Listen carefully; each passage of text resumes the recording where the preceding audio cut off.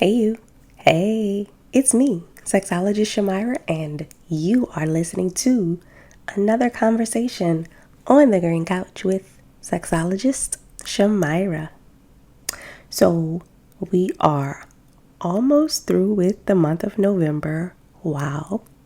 So much is happening this month. People are getting ready for the holidays. People are getting ready for, if you celebrate these holidays, Thanksgiving and all the ones that are after Thanksgiving, Christmas, Kwanzaa, Hanukkah, the New Year. And so many people are absolutely hopeful and looking for a change for the new year. Are you one of those people who think that when the clock I like that. Let's change the word clock to clock. When the clock strikes midnight, when it's 2021, things will be different. So maybe if we all just focused our energy on that, maybe, nah, we shall see.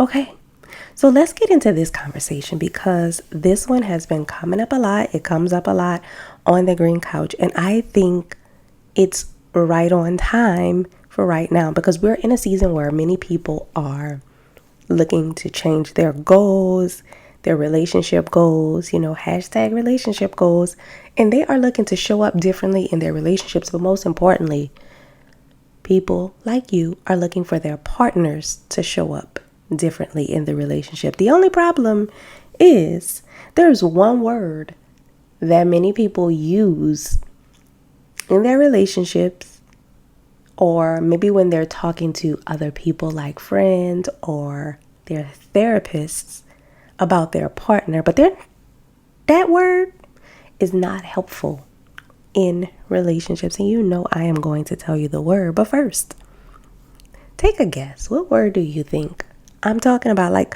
what word do you think I'm talking about when I say there are people who want to make a change, but most importantly, they want their partner to change? And they use this one word in conversations with their partner or with someone else, but this word does not facilitate any change in the relationship. In fact, it does the total opposite. The word is should. Yep. You got to stop shoulding on yourself and stop shoulding on your partner. Should.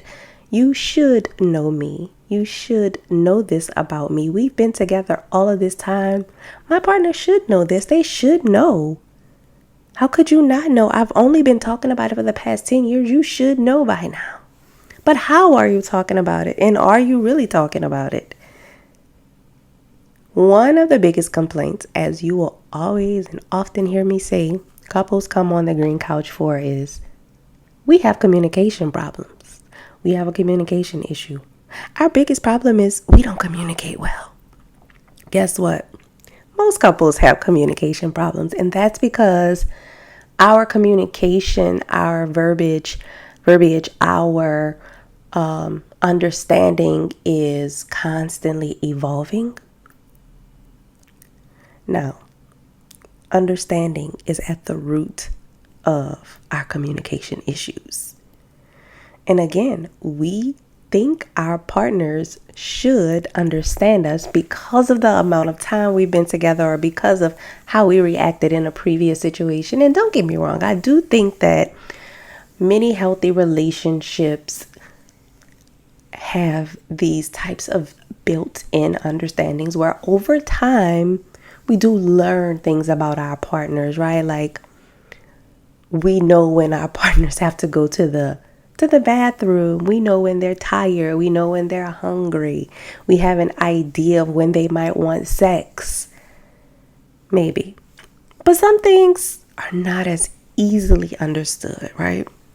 And that's because we don't really seek to understand each other. We say we do, but are you really trying to understand your partner when you're bringing up complaints, or are you trying to just get your needs met? Now, I'm going to ask that question again. Are you really trying to understand your partner when you are asking for something, or are you really just trying to get your needs met? Many of us are generally trying to get our needs met, and sometimes we do that in a way where we express frustration. And this comes up with sex often. A lot of couples, you might be surprised to hear this, but a lot of couples have issues with sex and communication problems with sex because they're not talking about sex. Listen, it is a real thing. Most couples, and you might be one, where you really don't talk about sex. And I don't mean talking about initiating sex or talking about being tired of only being touched when your partner wants sex or talking about like that type of stuff. I'm talking about the things that'll help your partner to understand you better, right? So I don't know if you know this song, but whenever I talk about understanding and communication in relationships, this one song from the 90s comes up. It's an R&B song by the group Escape, and it's Understanding. And one of the lyrics in the song says, how can we communicate if you don't hear what I say? And what I need from you is understanding. Have you ever said, I'm just trying to get you to understand me like that? Or have you ever said, you just don't get me, or I just don't get you, or I don't understand you, or you don't understand me? That is a huge issue when it comes to communication. And one of the reasons why it's an issue is because we don't really seek to understand. Think about the last conflict you might have been in with your partner or with anyone. How did that go? Were you both just talking about your individual points? Like, hey, this is my experience of that. This is my experience. This is my experience. And were you just both going back and forth with what your experiences were? Or were you intentionally trying to understand what the other person's experience was? Or were you doing both? Because you can do both, right? So here's the thing about understanding each other in relationships. It's hard, okay? I'm going to just be honest with you. As a therapist, as a partner, as a human being, understanding people is hard. It's hard to understand that it's not as easy for people to understand us because we want people to see us as we see ourselves. And we want our partners sometimes to communicate in the way we communicate, like us, right? But your partner doesn't need to communicate like you. They need to communicate with you. And in understanding, you have to get understanding. When you want to be understood, you have to try to put yourself in a position to understand, right? However, you are the expert on your own life. That means you know you. And although you might be a little confused about you, because if you're anything like me, sometimes you might confuse yourself. And that's okay. But think about having another human being try to figure you out, especially when there are things that you can't figure out about you, right? So your partner is not, and you are not going to always understand at a level that they need you to in that moment, or you want to in that moment, right? So one of the ways to manage this is to understand is that you're not going to always understand. Okay? So no matter how much how often we're together, no matter how much you love each other, no matter how much sex you have, no matter how close you are, no matter how cute your pictures are, you will probably not be understood in the level in which you are seeking to be understood, right? So that's why it's important to use your mouth.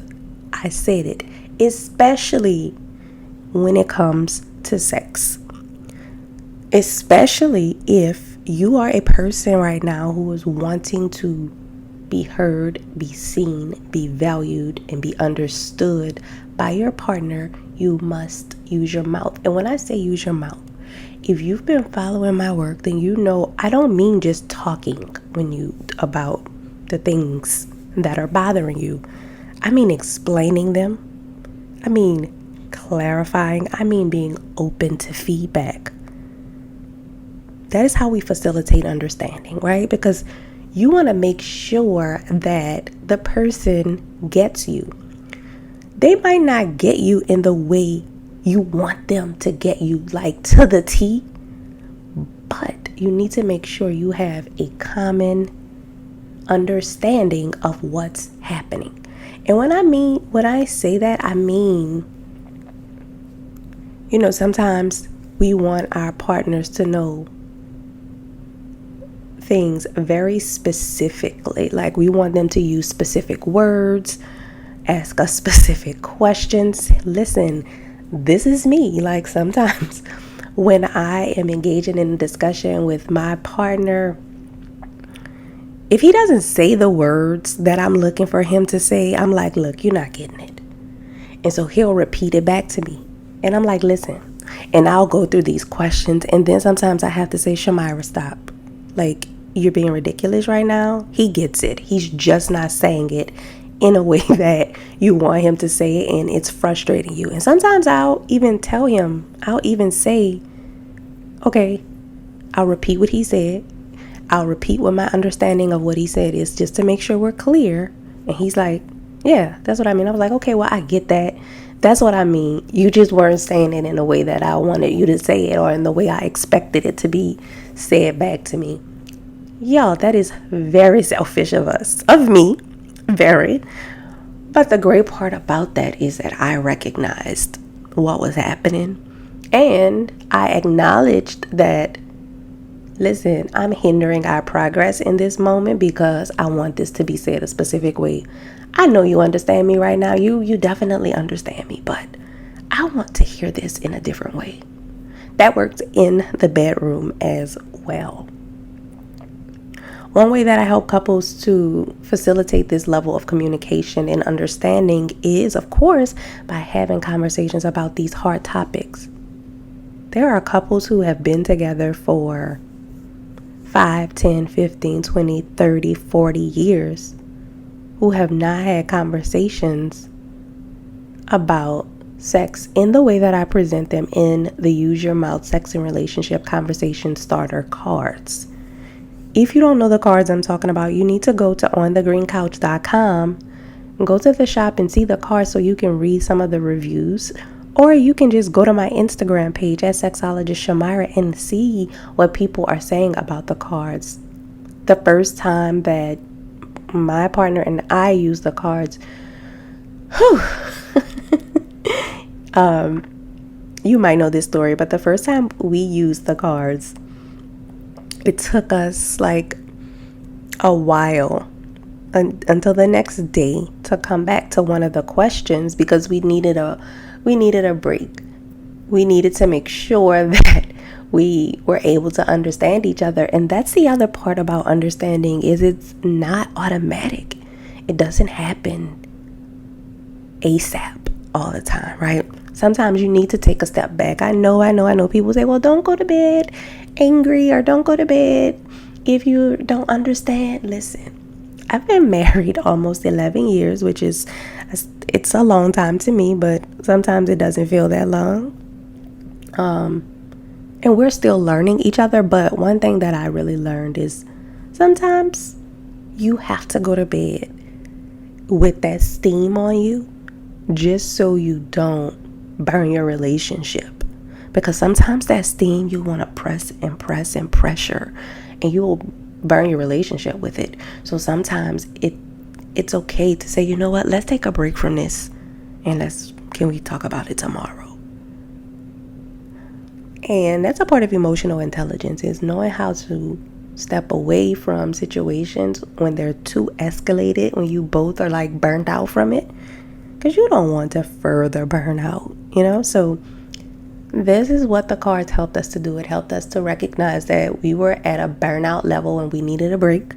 And we got the break. And when we came back to the conversation, it was better because we both had time to think about it, to think about our role in the conversation, to accept each other's responses. Because listen, sometimes these questions get really deep. Not sometimes, but these questions, they get deep. They allow you to go deeper than the surface sometimes. And sometimes we're not ready for that depth. And it's okay, but it's needed, especially if our goal is to understand each other and to communicate better and to have better sex and to have a better connected relationship, but also to express our individuality in the relationship as well, because that's also important.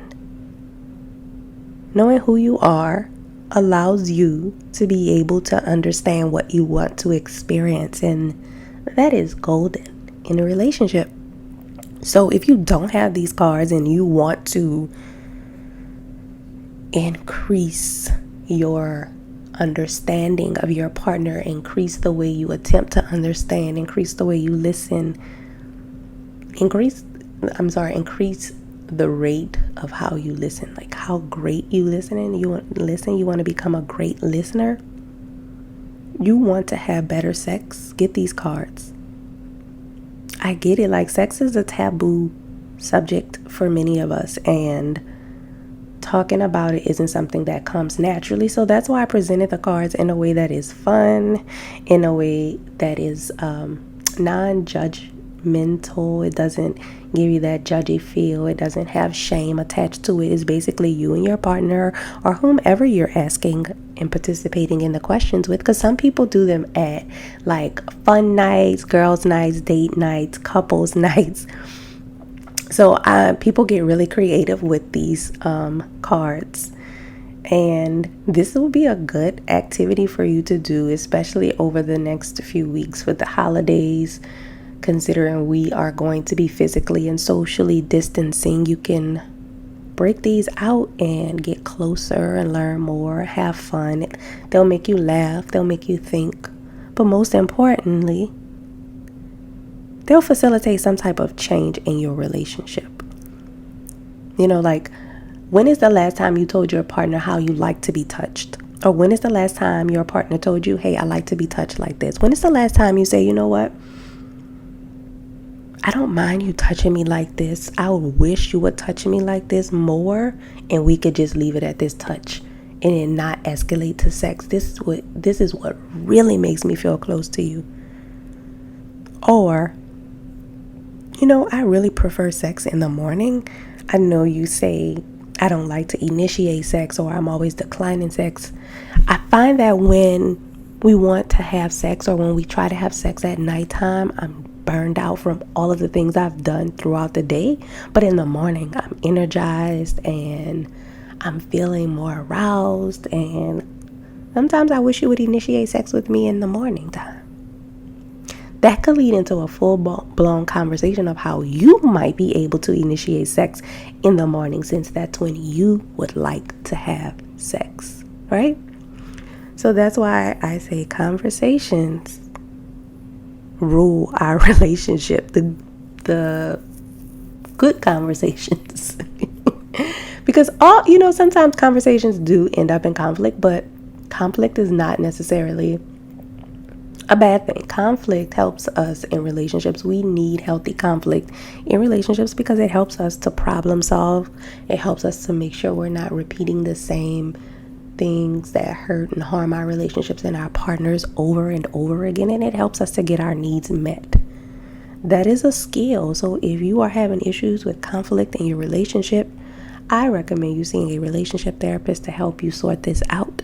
If you are wanting help with being able to talk about sex in a better way, being able to have better sex, or just being able to talk about your relationship in a way that you've not talked about it before, one of the questions in the deck says, what do you like most and least about our relationship? That's a deep question.